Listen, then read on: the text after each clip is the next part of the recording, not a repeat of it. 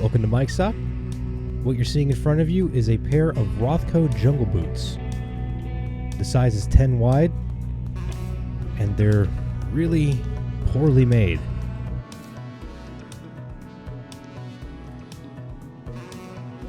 These boots come in for about $57.99 on the Rothko's website.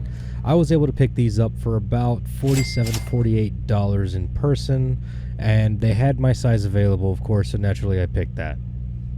These boots are fairly lightweight. They don't drag your feet down, and they're definitely somewhat ideal for use outside. My biggest concern with these boots is the comfort. I've broken these boots in, I've used multiple types of oil and polish, and I've kept them clean, or at least fairly clean, for the amount of time that I've had them. And the problem I keep coming up with is, and this might be something to do with my own personal feet, but the problem I keep having with these boots in specific is that they tend to wear the top of your feet as well as the toes. The boot tends to rub up on those, thus making it very uncomfortable wear for even just long periods of time, whether you're sitting, walking, running, standing, it doesn't matter. These boots tend to wear on your feet, and it makes them less than ideal for a long-term type of anything, really. The sole that you see in the boots are the Panama-style sole that were really popularized for use in Vietnam. These boots definitely are very hard. These don't have the metal plate on the inside of the sole like the originals did back in Vietnam, but they do have very good grip. You can take these boots on grass, mud, pavement even, and I gotta say the grip is phenomenal. The rubber does really grip well, and the big knobs that are on the bottom of this thing really do tend to channel out the mud. They're very good for traction. If you're looking at the laces and maybe even the neck of the boots, you can tell that they're this nylon style material. Now, it's important to note this nylon is reinforced with it's a canvas style material, which is reinforced with a strap of nylon on the side. This is something that happened with these boots when they were released, so less pressure was put on them when the user was wearing them. The laces noted are very cheaply made, but I don't see any possible issues with them in the future. After lacing them up tightly, I've noticed I've had to really wrap them around the ankle once and then tie it in a knot, followed by possibly rolling my sock down to keep it from untying so I don't have to double knot it. The leather on these boots is kind of weird. I'm still used to leather boots like Justin's, Ariat's, even the desert military style boots, leather like that. And this is kind of a very much hard, almost plasticky feeling leather. It's very strange. I have been applying kiwi conditioning oil to this, making sure they're clean, making sure that it's nourished so it doesn't crack. And I haven't had any issues as far as that goes. Breaking them in wasn't super hard. It's just like wearing any other boots.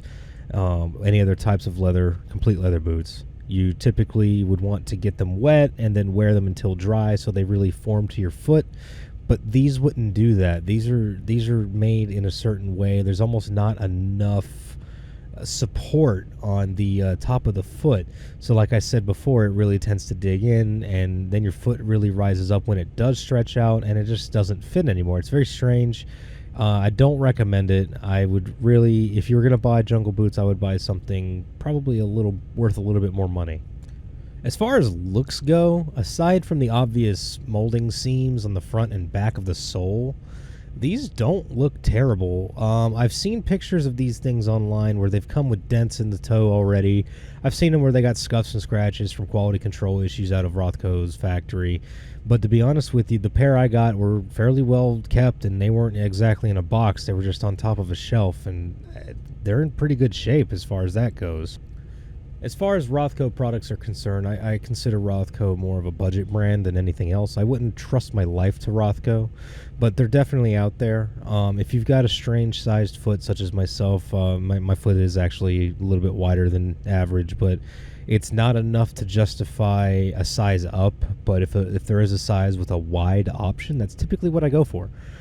But with Rothko in mind, if you can pick up a different pair of jungle boots, I'll probably put a picture of them up above. I would recommend getting something like that, and you'll have a much better time.